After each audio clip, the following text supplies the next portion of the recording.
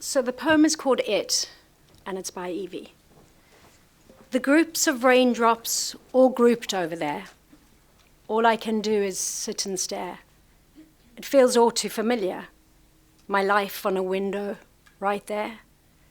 The little girl in me watching everyone happy as be, waiting.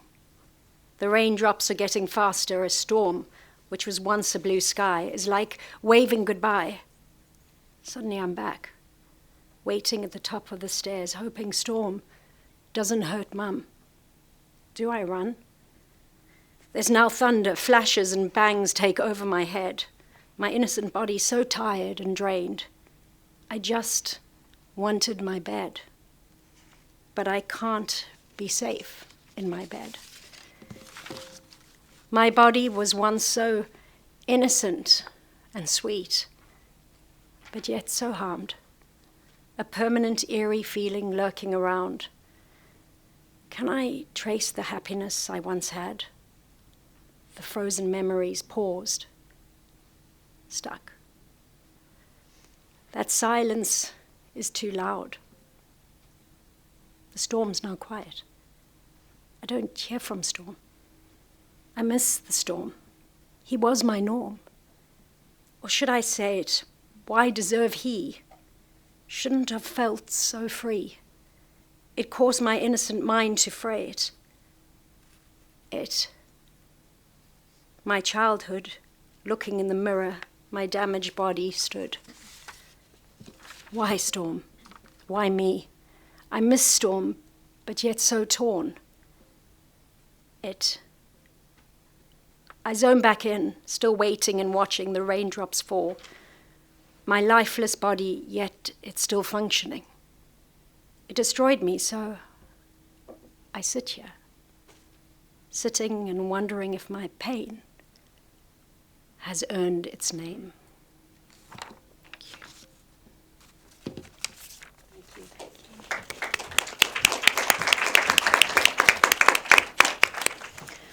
Thank you, Candice, for reading that beautiful poem, and thank you, Gemma, for the introduction.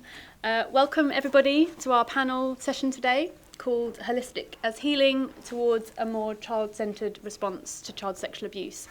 We're really happy to have been invited here today, so thank you all for having us, and thank you to the organisers for what's been a brilliant morning so far.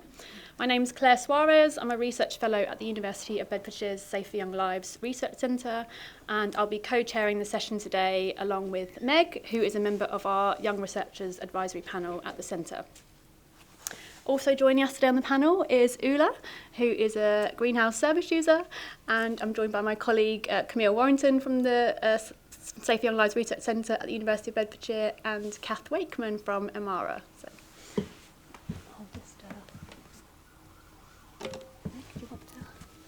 The focus of our panel is centred on the idea that young people's mental health and wellbeing support cannot be addressed by clinical responses and diagnoses alone. So in our session, we're going to be giving some context, thinking about the impacts of sexual abuse and the factors that influence this, then move on to healing and recovery and exploring 3 specific themes within that, which are creativity, choice and control, and community. We've got a couple of areas where we'd like your input, and then we should have some time at the end for a Q&A. I like the focus on should have some time for Q&A. Yeah. I will really do my best to manage timekeeping, but apologies in advance if I don't do so well with that. So before we start talking about healing and recovery, which is the main focus of the panel today, we wanted to kind of set the scene by acknowledging that young people's mental health and well-being can of course be affected in all sorts of ways during and in the aftermath of experiencing sexual abuse. And we wanted to firstly put a question to you as the audience around what are the factors that impact this. So this is where I'm hoping technology works. So there's a Mentimeter up on the screen, so I'm hoping people can kind of hover over the QR code. And we're just really interested to get your initial thoughts around not so much what the impacts are, but what are the factors that might impact on the mental health and well-being of young people. So if that works, we're just going to give, Looks like it's working. So just going to give a couple of minutes for people to just share some thoughts around that first of all.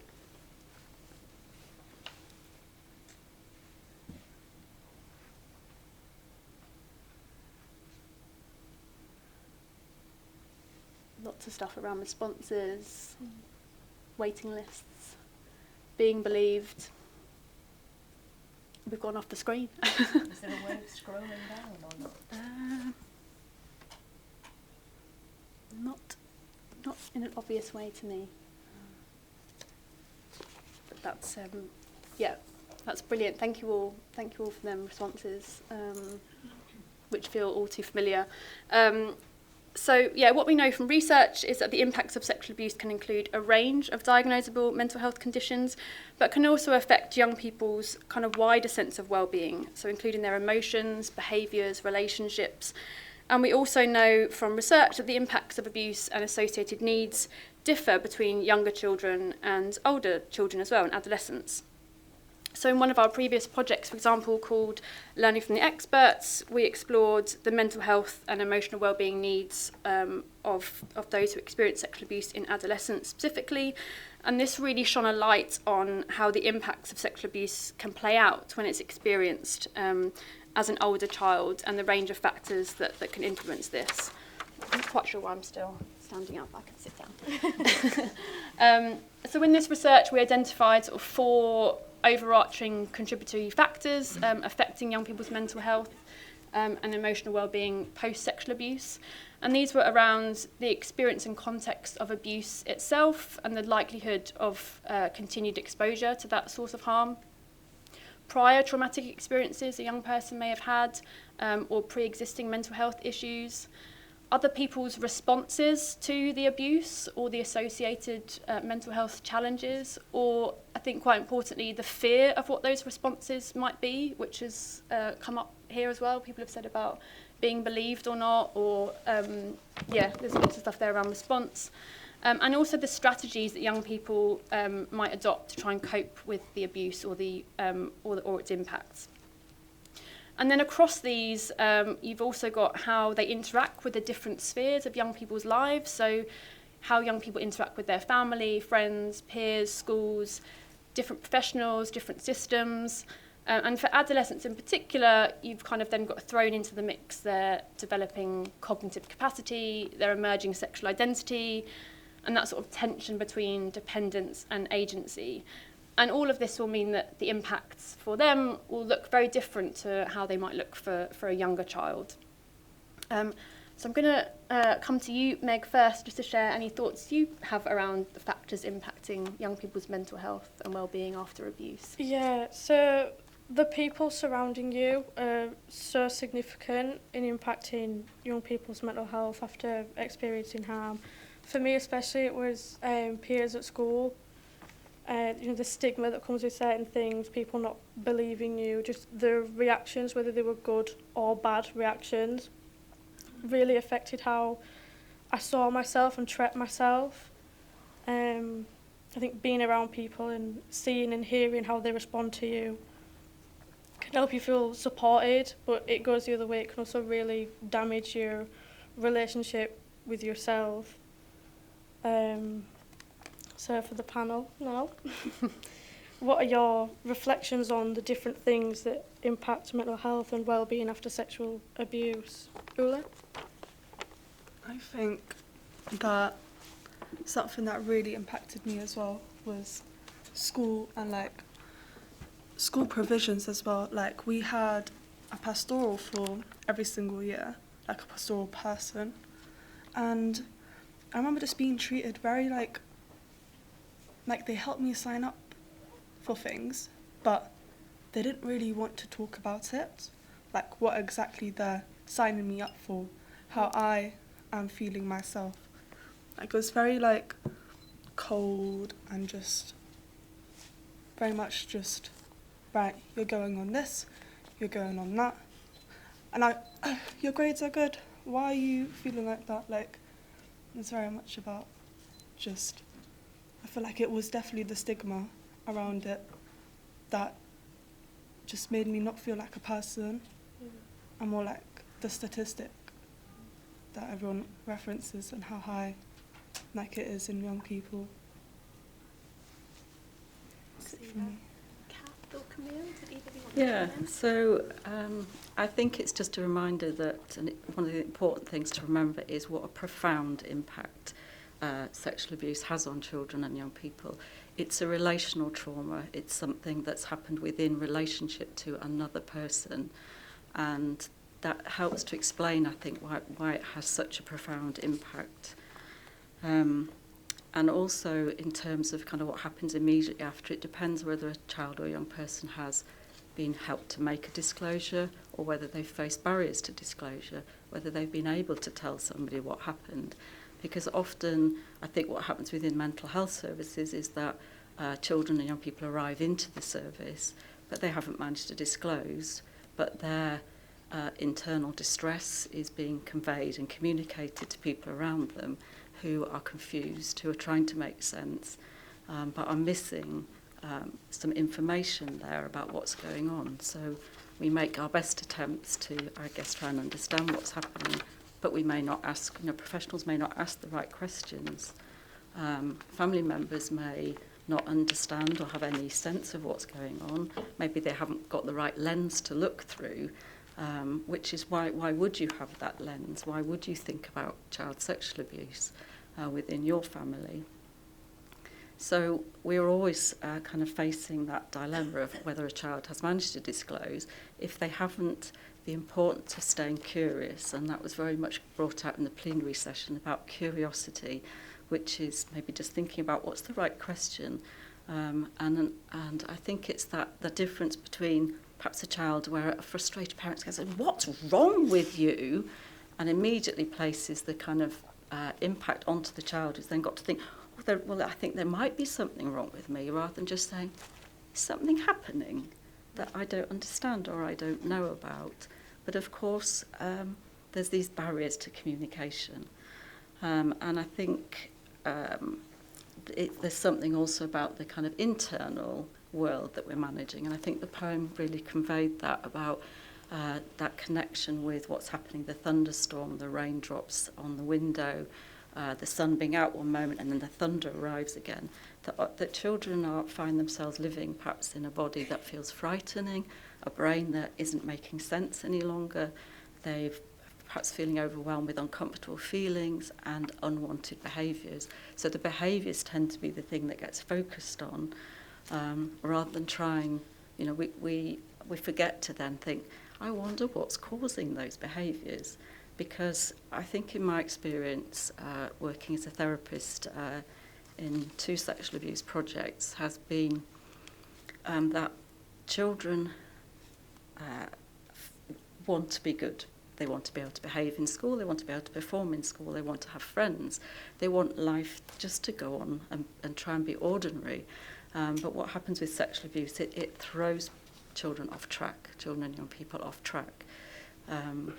And then life just becomes really, really difficult. But they're living with that internal struggle.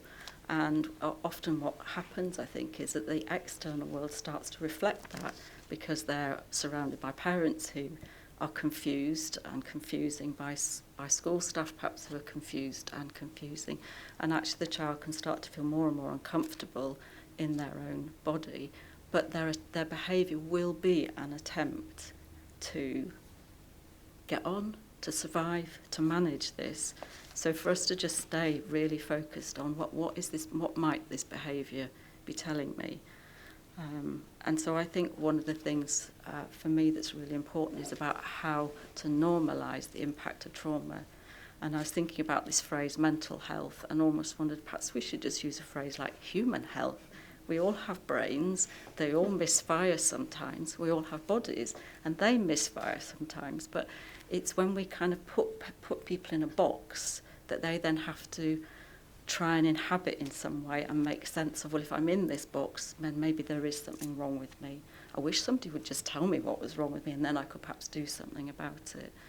And I'm very mindful being on a panel with young people and having young people around us in the audience who are part of Imara's participation group, of the generosity of every young child who's walked into our service and who I've worked with, because that's where I've learnt and understood. And it is very much, I think, what was being described in the plenary session is the importance of listening to every individual child who has their own story. And I have the privilege of working with children who have already disclosed, so they are hopefully a bit freer. They've kind of been able to get that bit out of their system.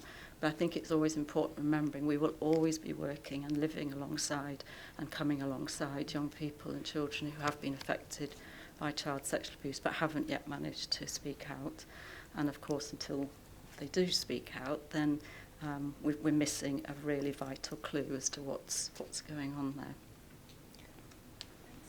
I just wondered if you wanted to say anything about the About example on the slide. Yeah. You may be wondering why Charlie and the Chocolate Factory is up there. I think this was about a reminder of working with so an adult professional in Nottingham who has linked into our service and has offered us her wisdom and her story.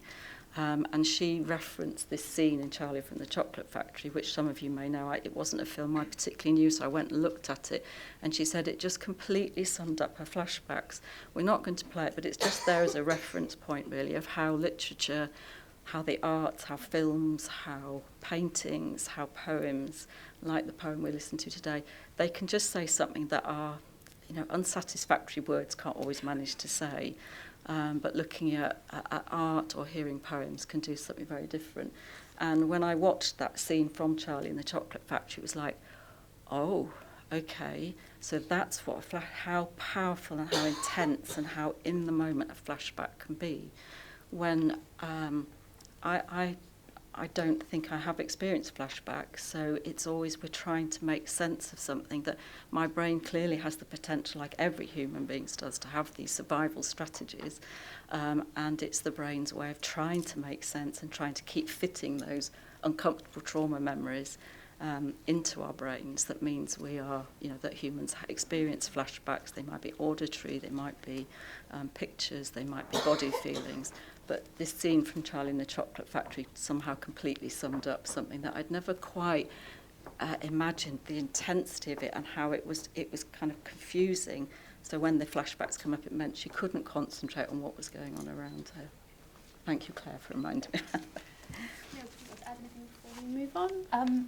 I think the only thing I'd add is just how much your answers resonated with learning I've had from children and young people who've taken part in research about the impact not only on what has happened, the abuse, but on how people respond to it, which I think has been said. And I think the two metaphors that we were discussing, how this both has come up in research and your practice, that really strike me that children and young people have used and shared, that have been really helpful for me, is one, the idea of like the ripple effect and the kind of idea of a stone being thrown into a pond. And so it's not just the stone you're dealing with, it's all the ripples and how far-reaching they are. And interestingly, that metaphor, which I think links to that idea about some things are hard to put into words, and metaphors can be really helpful, I think, for all of us, for us to understand and for people to express. That metaphor, when we did a project called Making Noise, and we interviewed 53 children who'd experienced familial sexual abuse, and we were interviewing them about responses. And that metaphor came up again and again, this idea of that ripple effect, and people not being too focused on just the stone, and actually the ripples being so powerful. And then the other variant on that, which again I really like, somebody did an interview with somebody and they drew it for me, and they said it's like a sticky ball. They said it's like when the abuse happens, you've got this horrible sticky ball, and every service you go to, more and more stuff gets stuck to it. So you go to police and there's a new layer of troubles that get stuck to it, and you end up in the courts and there's a new layer in navigating social work. And again, it was such a kind of powerful metaphor, and I think thinking about this conversation for me was a reminder not only of what they were sharing, but also how powerful metaphor is, and actually how much we can learn from kind of, as you say, listening to children to help us better think, how do we respond? Okay. Thanks, Camille. Okay, I'm going to move us on to just thinking a little bit more about healing and recovery. So again, a question for you in the audience. just really interested to know, what does healing mean for you? If people are happy to sort of jot down your thoughts. Healing and recovery after child sexual abuse. What does healing and recovery mean to people? And by the way, Kath, I love that human health.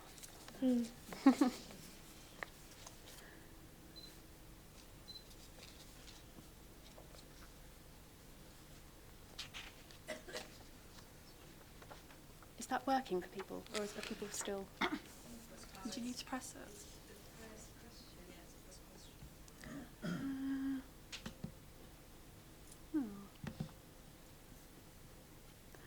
Is there an option to? Oh. I think if you go to the website, you can enter the code. Now you're getting complicated. Or do people maybe just want to shout out anything that comes to mind, if people are comfortable to do that, if that's not working? What was the question? What does healing mean to you in the context of child sexual abuse? Somebody's listening. Somebody's listening. Yeah, brilliant. Understanding. Access to services that address your emotional well-being, but also your physical health as well. Yeah. Human health. Yeah. A sense of hope in the relationships, and when they talk to you, that you're not so overwhelmed by their experience that you don't give them a sense that things are going to be okay. Yeah, thank you. Thriving, not just surviving. Thriving, not just surviving. Brilliant. Finding agency and choice again. Lots of good stuff coming up. Okay, brilliant. Thank you for that. I'm sorry the technology let us down there a little bit. So yeah, again, in research we've carried out with young people, there's really mixed views about the language of recovery and healing, but what does always come through is that healing is not something fixed or short term, and is very much a journey. And I think that's how it was described by Madeline in the last panel as well, that it is very much a journey, and that will be different for every single young person. And what we found across different projects, that young people's mental health needs after sexual abuse require tailored responses that focus on well-being and consider the wider context of their lives and the role of different people in their lives for promoting positive growth and change.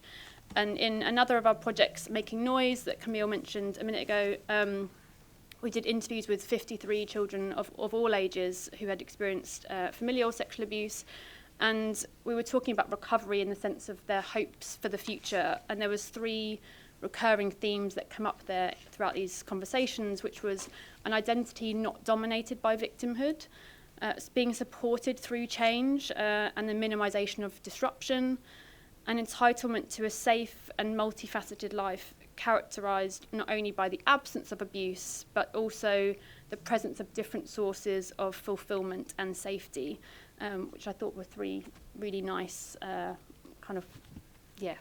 ways to look at it. So I don't know, Meg, if you wanted to share any thoughts you might have around what healing means for you from your perspective. Yeah, healing to me is living with yourself and being a friend to yourself. You know how you would want to listen to, give advice to, care for and look after a friend when they've experienced something and they feel bad. For me, healing is being able to and wanting to do that for yourself. Sitting in those feelings and just saying to yourself that it's okay to feel those things. The self-love and the nurturing is really important, I think.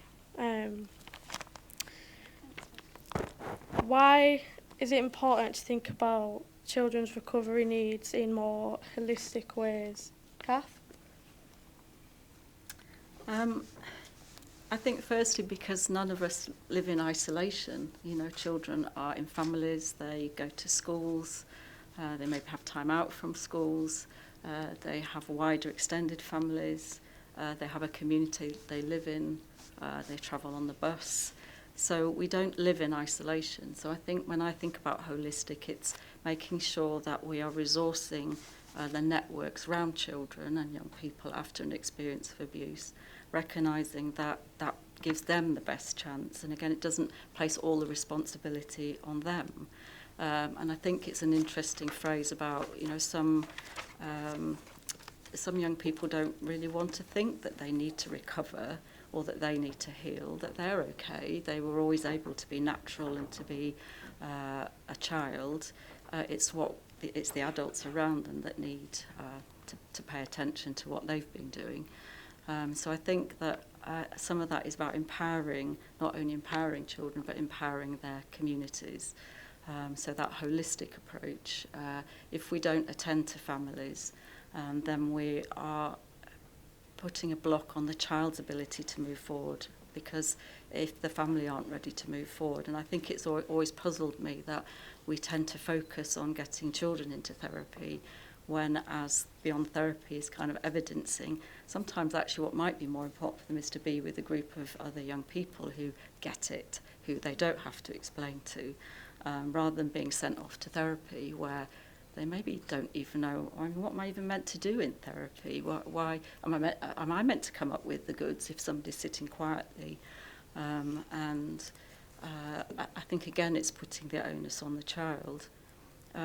But the first project that I worked at, which was run by Action for Children in Nottingham, towards the end of I'd been there about 2 years, and we set up a parents group, and a group of parents came in and they were talking about their shock at the disclosure.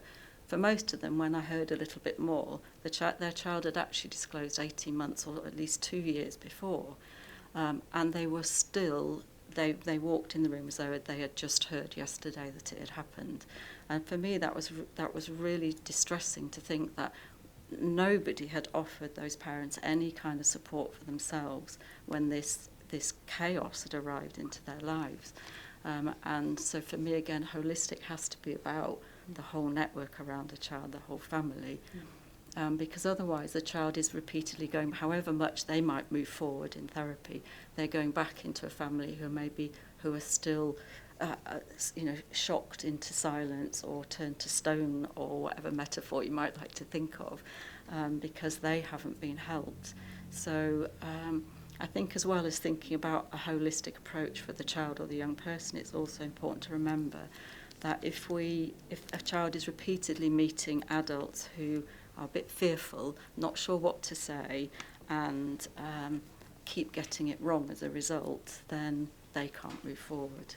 And we hear that consistently from children and young people saying almost the worst thing that was happened was after I disclosed the abuse was the responses of adults around me, the police, teaching staff, and just that kind of approach in school where children's behaviour gets repeatedly punished rather than being understood. And I was really struck, I think, in the plenary or the first panel, of somebody talking about, it was the first panel, Madeline talking about, I'm really good at self-soothing, but I need a room to do it in. So let me walk out of my classroom, let me go and do what I need to do, and let me be understood, and trust me that I know what to do. And I think that's part of the problem when we don't bring a holistic approach. We forget to trust children and say they probably know how best to help, or just ask them, what do you need right now? Because then they could do what they need to do. They can come back in having been self-soothed, and they can get on with their day-to-day life, which is what they'd much rather do. Also, just say on the last panel, it was lovely to see Madeline there with her mum. So to your point about involving families, that was so lovely to see that, and see both young person and parent involved in that support and work. So, Ula or Camille, did either of you want to come in at all on this one? I mean, there's just, if I can just jump in to respond to something Kathy you said. One of the things I think that I guess I've learned from the Making Noise project, but also the research project, about the importance of family support was not just the idea that children are going back to families who aren't being supported and the impact of that, but also how much responsibility children carry for the impact on others close to them. And in some ways that was one of the most kind of moving bits of learning for me in that project, hearing children as young as kind of 6 telling me they worried about not their own kind of the impact on themselves, but the impact that the identification of abuse, whether that was a disclosure or had on others. And similarly for children and young people going through court processes or justice processes, again, that idea that I'm inflicting harm on others, which seemed so absurd that in these moments, children, you know, who should have been able to just be focused and claim all their own needs to be looked after, were worrying about other people close to them. So there was something for me about, yes, supporting families because of that interconnectedness and their needs, but by knowing their family was getting support, you relieve a burden on children themselves, which for me was really kind of powerful. And then I think the other learning from work in Scotland recently is children talking about different recovery models and the value of in this case, a third sector, like a charitable organisation providing recovery support that, in their words, address their whole selves and kind of putting that in juxtaposition to how some of them had experienced CAMS or other services. And that's not to say that some of them hadn't had really positive experiences with CAMS, but there was a sense that it addressed quite a narrow, and that they contrasted that, quite a lot of them, with a service that saw their whole selves and responded to that. And that was, yeah. Sorry. Okay. I'm thinking about the greenhouse and how their services are quite holistic in a way. Like right now I did the film group with Poppy as well, and how that doesn't only focus on mental health. We are also creating a piece of art, and I'm also doing Grow Wilder right now, which is sense, sight, everything, like physical. And if it was just sitting in the room and talking, I feel like that is quite like stifling. And the fact that there are services that do things in a different way can be 10 times more helpful for young people and children who need a different way to let out their energy. Like if you're just sitting in a room and doing nothing, and it's just like a small blank room, might just not help in healing as much as an outside area where you can create your own art, or you can do whatever you want. There's that choice in it, which I think is really important. Thanks, Ula. And you've moved us on perfectly to thinking a bit more about creativity, and yeah, that's something that's kind of come up in our conversations in preparing for today, and yeah, the value of creative interventions or approaches, or young people having the opportunity to do things that kind of are creative or spark creativity, and we've certainly seen lots of that so far today as well. And it's something that's come up in lots of our research projects, with young people talking about how engaging in creative activities or re-engaging in activities they may have done previously can really play an important role in their healing and recovery. It can help them to identify and articulate their emotions and think about their experiences and recovery in different ways. And yeah, it can also just be really helpful for providing a sense of fun and normality, which is a really important part of service provision. And I don't know if, Ula, you wanted to say a bit more about some of the images on the screen, which kind of connect to some of the things you've already said about. I don't know if you had any. Yeah, most of them are from my time at the greenhouse in their creative therapy, like the, oh my gosh, what's it called, pipe cleaner artworks and the little dotted stuff. But my newest one is from Grow Wilder, which is that one with all the like flowers. That one I've done recently, as in literally like last week, and it was like all about like the community around me. Like every single like flower was someone around me, and it's just like not only helped me like contextualize who I have and like be like grateful for it, it also helped like my therapist know what's going on like in my life, which is important because then she can help help me more. But, yeah. I feel like you've underplayed the blue dots thing. I mean, we all love it. So, yeah. Yeah, it's on my wall. That's okay. So it should be, yeah. It's really nice. Meg, did you have any reflections around the role of creativity? Yeah, so I'm part of the YRAP, that's the Young Researchers Advisory Panel at Bedfordshire Uni, and as part of that, I have been able to use some of my time for more creative things. Before, I never would have described myself as creative. I'm terrible at drawing, but I realised that there are other ways to be creative. Writing is something that I really enjoy, and so as YRAP, I've been able to write blog posts about events that we've been to.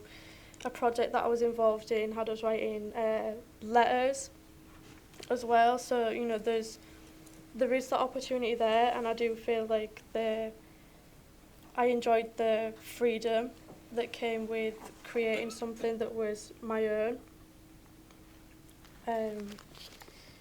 Yeah.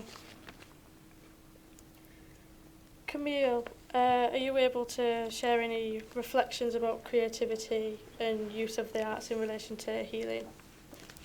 Feels like quite a big question that I'm slightly intimidated by. And so I suppose I'll start by saying that I think the word creativity is very big and encompasses a lot of things, so I can only draw on the way in which that I guess I've used it in my work and research.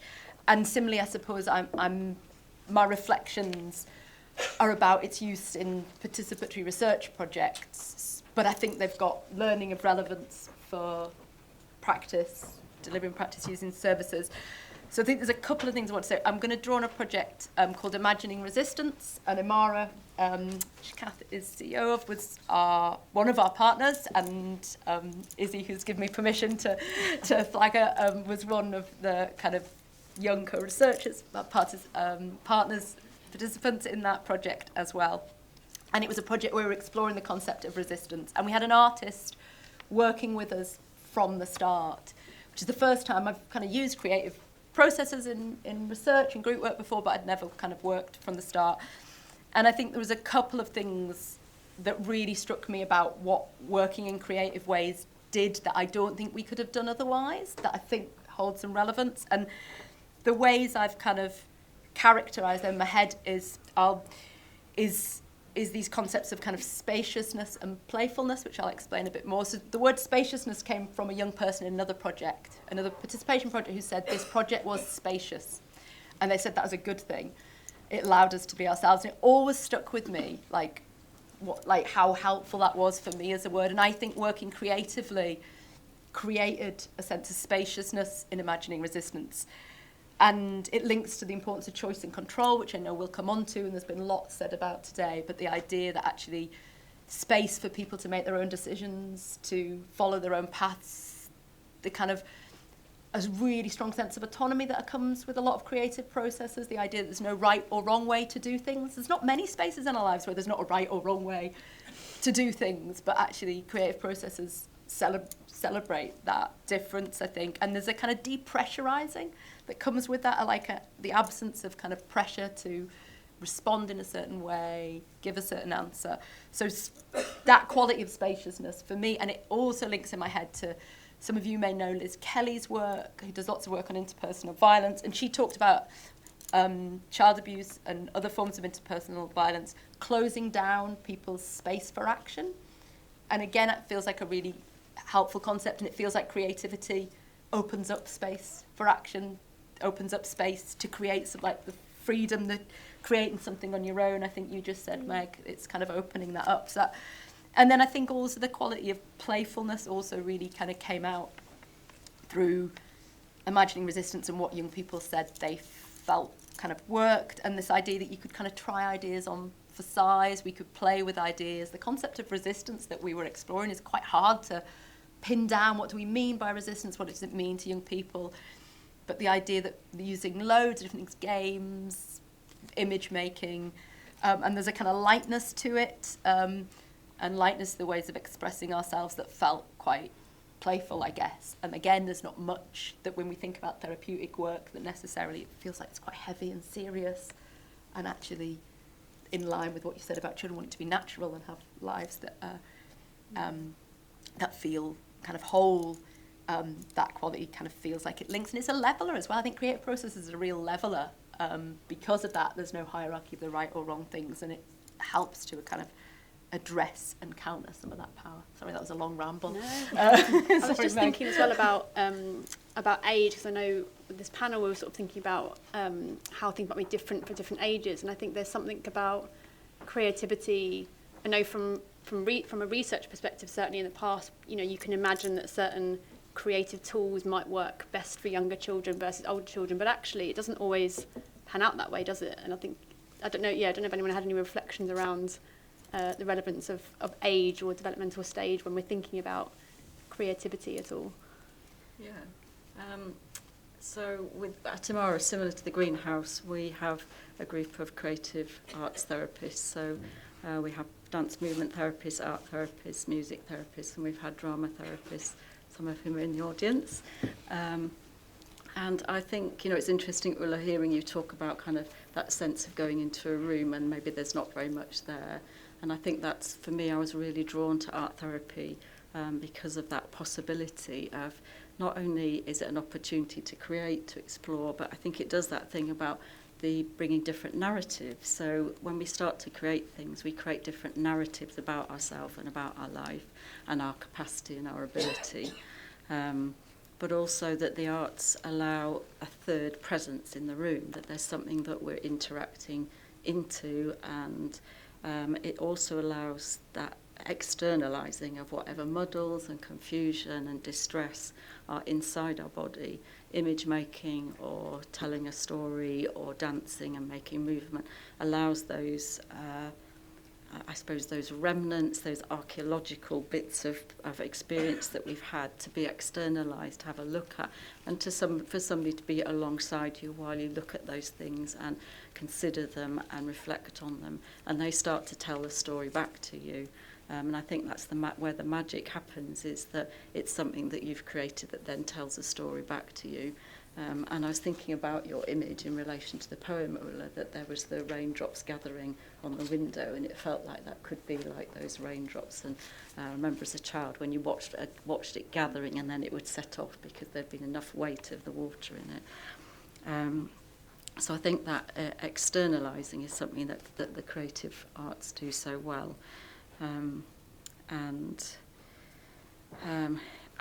Just a reflection on when I came down with some of the team and we stayed at an Airbnb which has got original art on the walls, and then this morning I woke up to Himmel, who plays the guitar, just singing downstairs in the kitchen, and it's that thing of how creative artefacts we connect to them, we react to them, don't we? And I think that's why it is so crucial, and as Meg says, there's so many ways that we can be creative. And although Camille hopefully said there's no right or wrong ways of doing art, we know that children arrive in going, I can't do art because I got a C- for my bit of art. And so how we help children to kind of regain what is our natural instinct, is to play, is to be spontaneous, is to make images, and to kind of allow children to reconnect with that, because often there's an importance of regressing when children disclose. They maybe need to go back to some things that used to be really important but they've lost contact with or connection with, and some of that may be play and just making small objects. I was really drawn to the clay table, which I've spotted out there, and that thing of it being a leveler. Anybody can sit down with a piece of clay and make something, and then that object, you don't kind of forget that object. It's something that you created and brought into the world. So I think that potential for empowerment is so wonderful. Thanks, Kath.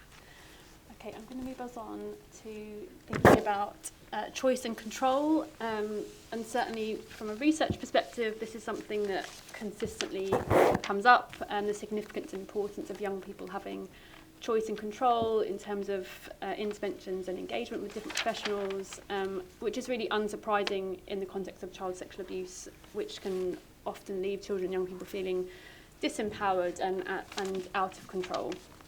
And we consistently hear in research that maximising choice and control is a really important approach and ethos of services and professionals in supporting children and young people after abuse.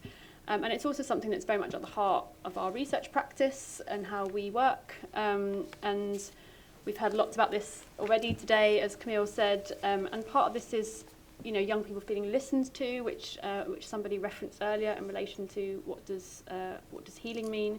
Having their needs responded to, having clear information, having options, not feeling rushed or pressured.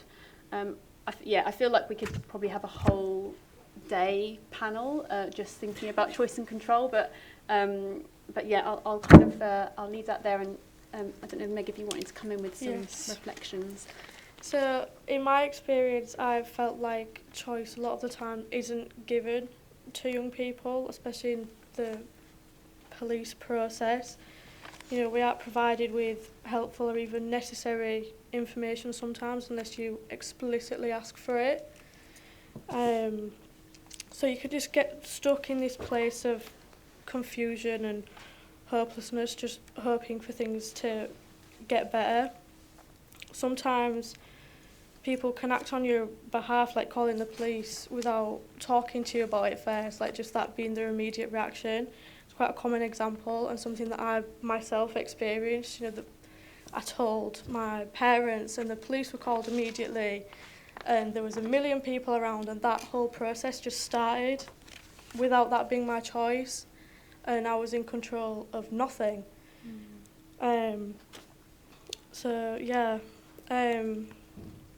But joining YRAP is a bit of a breath of fresh air after that, because what I do is my choice. I found a way to express myself and use my voice in a way that I choose to. At YRAP I don't work for anybody. It's the group of us that all work together. It's all led by us. We're in control. So I don't know, Meg, if you wanted to say anything about the image on the screen from the poster. Did you want to say anything about that? Yeah. So this image on the right here is from the participation as protection model that Camille had a big hand in. This was before my time. It's just a small snippet from that. I mean, it's a very big poster it's huge. with lots of stuff on it, so that's just one image from it, So, why is choice and control important? Ula, what do you think? I think I'm going to use my early educators course knowledge here. They say that if you ask children for them to help you make the rules, there's a higher chance they'll actually do them, follow the rules. So if you give young people the choice to actually do something, there's a higher chance they'll actually do it. I got signed up for loads of things by my school, social worker, didn't get told about it. They were like, oh, go down to the office, there's a social worker waiting for you. So I was just, okay, just out of nowhere, something like that. And I also got signed up for the greenhouse, but I didn't know what I was getting signed up for. So it did hinder the first few sessions, actually talking about it, because I don't think I was ready.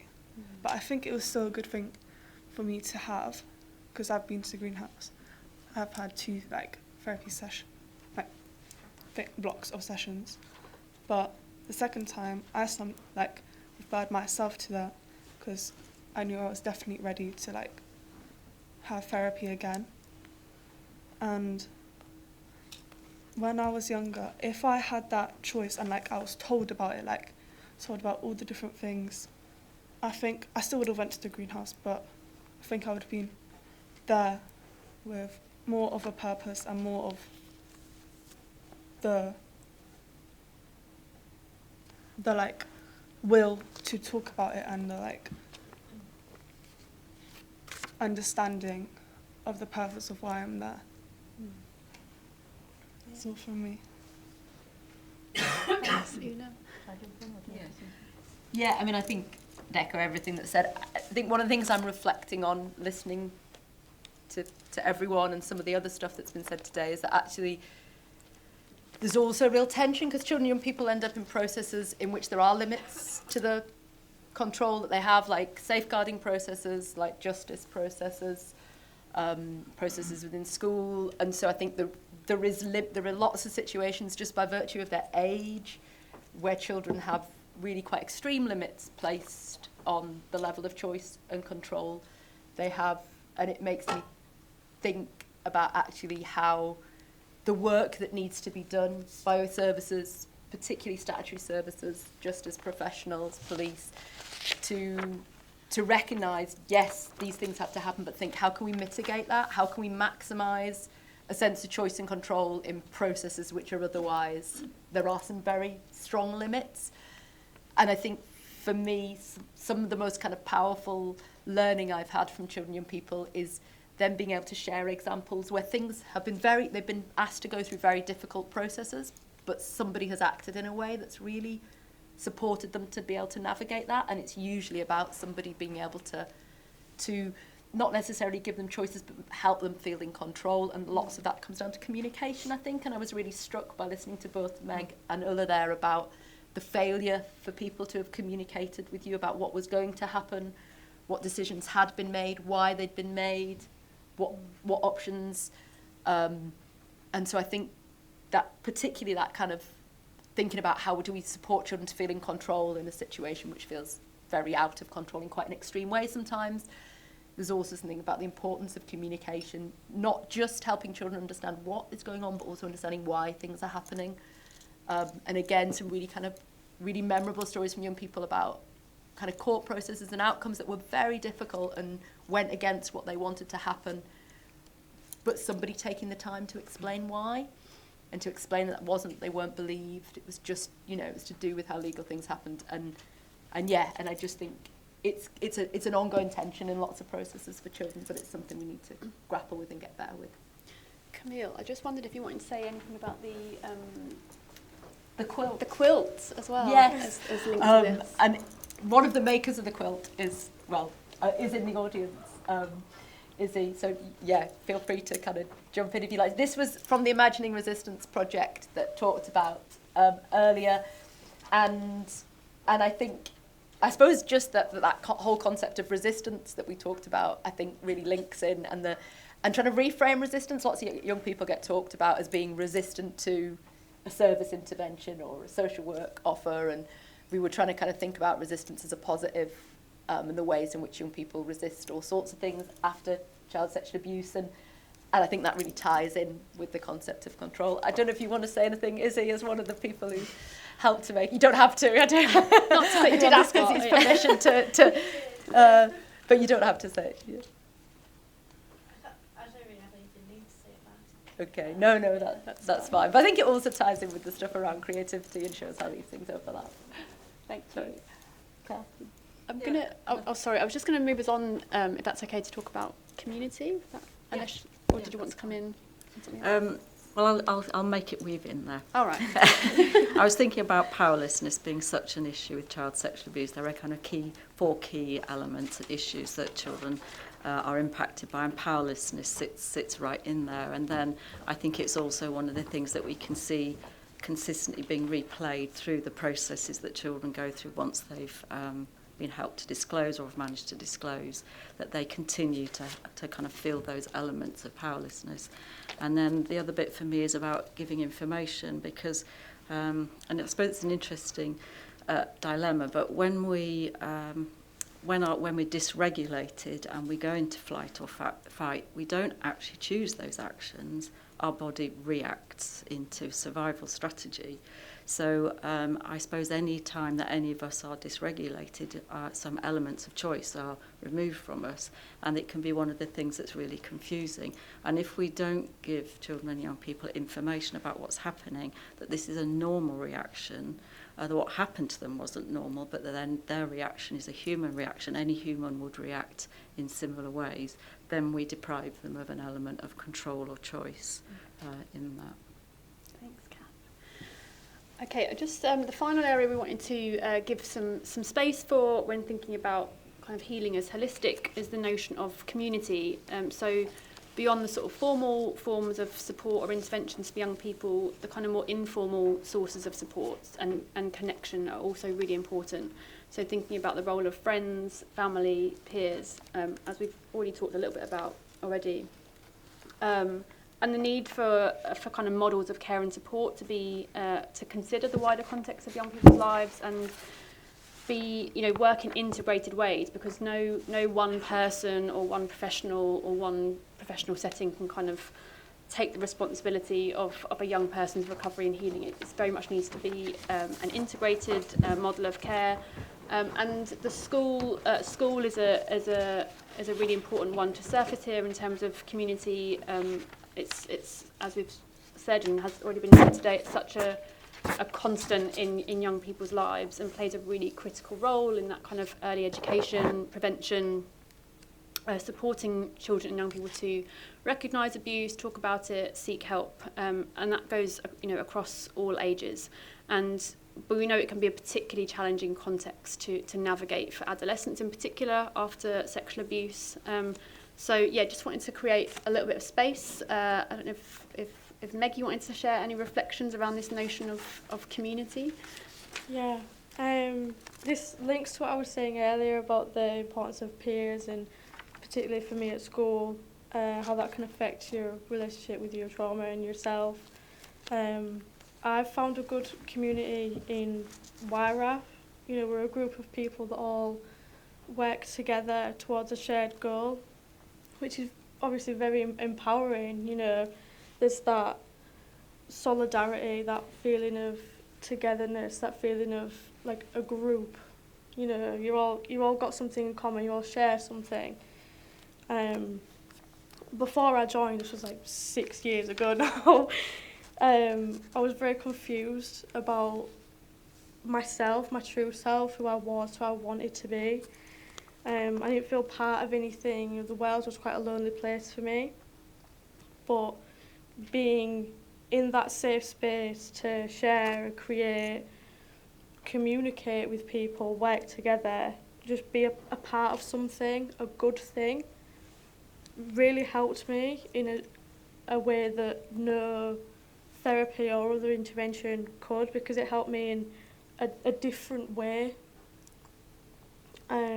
I think without it, I would be a completely different person to who I am now, sat talking to you all.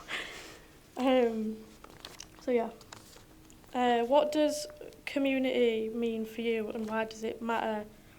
Camille? Can you tell? I wasn't sure.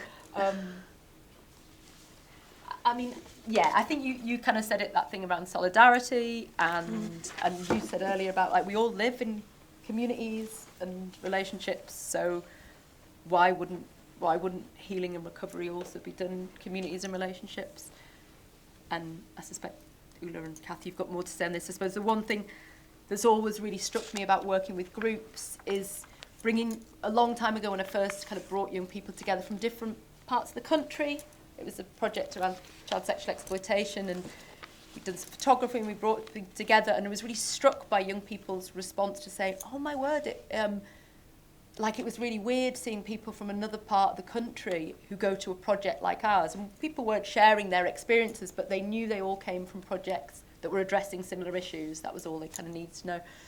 And time again saying, oh God, it was really weird walking into the thing and thinking, oh, this happens in Hull as well, and this happens to young people in Nottingham too.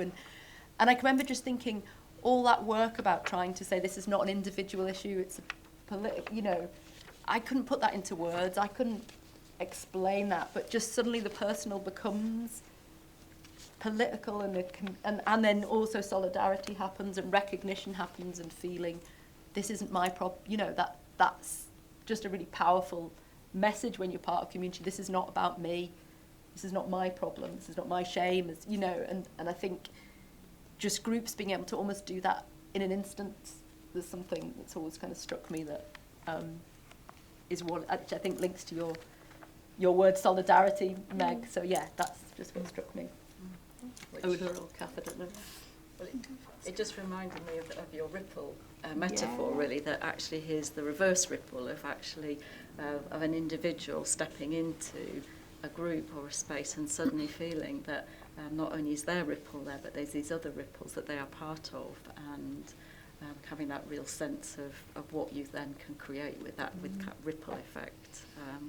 And I think sort of sitting here on the panel is a reminder about the communities of practitioners and researchers that are, you know, nationally and internationally, and that sense of solidarity and connection that is allowed to grow up, and also that we learn things from other areas, what's happening in different areas. We've just been so inspired by Beyond Therapy, and we're hoping to in Nottingham to have a small festival in November this year along similar lines, because we felt, right, well, if they can do it in Bristol, we can do it in Nottingham as well. But I think it's also very easy to underestimate how isolated a child or young person can feel. When you might see they head off to school, they go home to their family at the end of the day, they maybe go out to clubs, and they look like they're very busy and they've always got people around them, but that would not allow you to understand what might be happening internally for that child, who may in all of those places feel they don't really belong, there's something a bit different about them. They maybe feel like they carry the weight of the world, and other young people at their same age as them, they just seem to have all these concerns, but they don't seem quite as significant to the person who has experienced this relational trauma. And I think it's just too easy to assume that children are doing okay, and that the importance of a community where somebody feels like they belong. And I think, unfortunately, schools often become a place where children just feel like, I don't really belong here, I don't feel like people are really interested or really listen to me. But that can also be happening within a family as well, of just feeling like people don't understand me, they're not listening to me, they're not like empathic. the Not Now Bernard example on the slide. Yeah. So, and that actually, I think that's reflected in lots of children's books. I don't know if people are aware of it. There's a book called Not Now Bernard, where the story goes that Bernard is just trying to tell his mum and dad there's a monster in the garden, and they just keep saying, not now, Bernard, too busy. And he's trying to tell them, and then in the end the monster comes in, and the monster eats him in the end. And then the monster's sitting in the bed, and the mum goes in and takes his supper up, and she doesn't even notice it's not Bernard, it's a monster. And it's just those stories that, you know, we're just not very good at listening to children and putting them centre stage. And it's just how can we get better at that, because community is, you know, it's where we live, it's who we are. Ula, did you have anything to add around community, things that help create community or indeed undermine community at all? I think with community, you could have kind of like, so you guys saying, like, you could be around all these be around loads of people, but that does not mean that you actually like have trust in them and stuff. Like, thinking back to like when I was in secondary, like I did a lot of clubs, and like I would talk to like loads of people during the clubs, like drama club, but then I wouldn't talk to them at all, like outside of it, like during break and lunch and like outside of school. I would just be, especially like year 7 and stuff, like I would not talk to anyone outside of school. And I just think that, and after Corona, like COVID, a lot of like relationships like just completely disappeared. Like if you didn't talk to them during isolation, like the relationships just ended. So there was like, that's what undermined community, like I think a lot in secondary. Just like I felt like everyone was very like separated, and it definitely made me feel more isolated. And the fact that the pastoral team and stuff, now their newest reason for you being mentally ill was everyone's not feeling the best after like COVID and isolation and stuff. So that also didn't like, well, it not only like undermined my issues, like it would have like harmed other children and young people as well. And I think it's definitely that communication like issue that definitely undermines community in schools at least. Thanks, Ina. Okay, I'm conscious of time, so thank you to the lovely panel for all of your really helpful inputs there. And yeah, I think what we'd like to do now is maybe just ask you as our community here today to share your thoughts around this question. So if we are working towards a more child-centred response to child sexual abuse, where does your hope and optimism come from? We have left some post-it notes on the ends of the seat rows, if people could pass them along and share them around. We did also have a flip chart sheet of paper. I'm not sure what happened to it. We just put them on the wall as we come out, so we can take a photograph. Yeah. Is it around? Is it disappeared? It fell down. We've just given up on it, have we? Okay. Yeah. Just stick them firmly onto the fabric. Yeah, if people can maybe just have a little think, share your reflections on this question. We wanted to end on a kind of positive note around this, and if you have any reflections, we'd be happy for you to just stick them on the wall above that radiator over there on your way out at the end of the session. And we've got some time. Yeah, we've got some time now as well for some Q&A. If anyone had any questions, whilst people are thinking of things to write on the post-it notes as well. I might just add something which reflects somebody over here used the word thriving as to healing, and a metaphor that, so I'm trained in Parks and child therapy, and the metaphor that Penny Parks used is that when you move from surviving to thriving, so it's not good enough to be surviving. So it's a bit like imagining the sinking ship. So you've got people off the sinking ship into the lifeboat, which is surviving, but the lifeboat's not great. It's a bit cramped. There's not enough food. There's no shelter. You're at the whim of the sea. You haven't got an engine, or you're waiting to be rescued. And you can't. If there's no toilet, you've just got to hang your bottom over the side of the boat to go to the toilet. And actually, that where we want everybody to get to is to land. That's the place of thriving, is to land on some safe, secure ground where you can begin to rebuild and find a space and have enough space to breathe and live. And if we hold people just in surviving, it's not good enough. So it's that kind of let's be more aspirational than that about how can we move and how can we hold that optimism that we can get people there, we can help people arrive there.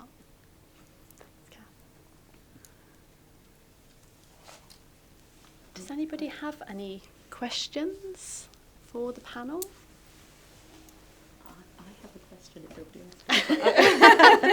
Which I don't know if that is allowed, which is as much the audience, but I don't know if anyone will go for it. My question, I suppose, was that I suspect that, like as we're talking, there's lots of nods in the audience, and your responses kind of reflect what we're talking about. Is that how do we fund services that work in these ways? How do we build more services that work in these ways? And obviously, Greenhouse and Mara, you've been successful so far, so good. And I don't know if anyone in the audience has learning about that either, because it feels like it's. Yeah, I suspect everyone here is on the same page, but then how do we build more services like this? And maybe some of it, Camille, is scaling up, which is kind of spreading expertise, spreading young people's knowledge and information. And I think that's what certainly where my hope and optimism is coming from today, is listening to young people talk about how how they can feel empowered, how they feel connected, how they want to make a difference, and how they're finding their voice and beginning to hold their sacred ground. And that there is our resource to take out into schools, to police, to the courts, to the criminal justice process, and keep knocking on the door and saying, this isn't good enough. Surely you can do better than that. And make it something that everybody absolutely wants to do and be part of. So that we're not relying on a few services who are trying, inevitably to stretch themselves more and more. I'm also very much looking forward to looking at the schools leaflet that was mentioned in the last panel, which I think is in our bags, that Madeline was talking about. That's another example of something that feels optimistic and hopeful, and as we've said, schools is a really kind of important and challenging context, so that was really nice to hear about that. I'm looking forward to looking at that. But I don't know if anyone in the audience had any final reflections or questions. Your question, I think, as people in the space, I think we need to, through now in the space and kind of leading in the space, I suppose, or someone that has impact in that in the CSS space, you let go of the need to maybe control certain things and actually give trust to young people who experience this. And actually, one of the things I said down here is one thing that gives me optimism that the young people who are speaking out today are going to be our future leaders. Yes. So I think someone who sits in the space, it's absolutely important that they drive everything. And we don't make it tokenistic. We actually make sure that the things that they are saying actually needs to change, to give them validation, to let them know also when it comes to that point to say they will be system leaders in the future. Brilliant. Thank you. Neil, I'm a commissioner, so let's talk afterwards and we can talk about how to scale up services. I'll come too. As a service leader. Anyone else will join in and follow. Thank you. Yeah, thank you for that. I think that's really helpful. Another question? One of the things that just came to my mind is like, what counts as data. I don't know, I wasn't here for the whole thing, so this may well have already been talked about, but there's something about sort of tick boxes and a number that somehow it seems more visible to funding systems rather than voice, I guess. How you amplify. I mean, you can have words, but how you change the words into multiple words, I guess. Totally. And as a researcher, that really resonates. I think it's like, how do you capture all the complexity of what people here have reflected on and the whole day, and ensure that is properly valued by people who commission services. And obviously there are, but I think that is a kind of ongoing challenge. It's so nuanced that you need to be able to understand it in one glance. I don't know. You don't want to take away the nuance, but you also need to be able to see its volume. Yeah. And I think some of it is the films, the poems, the stories, isn't it? That actually we can absorb a lot of information in quite a short space of time when it's directed to us in a very accessible way, like some of the films we've seen today, or the poems we've heard, or the songs, or the raps that have been sung. It's like that it kind of, because it gets to our heart, doesn't it? Which a spreadsheet is never going to do. Frankly, There are some people for whom a spreadsheet. oh yes, actually, there are. I'm not one of them. Thank you. I think we'll draw the session to a close unless there's any final reflections from the panel or anybody in the audience. Our contact details, Camille and myself and Kath's are also up there, so please feel free to get in touch with us at the event or later on by email. We'd love to hear from any of you. I think that's it. That's us. Thank you.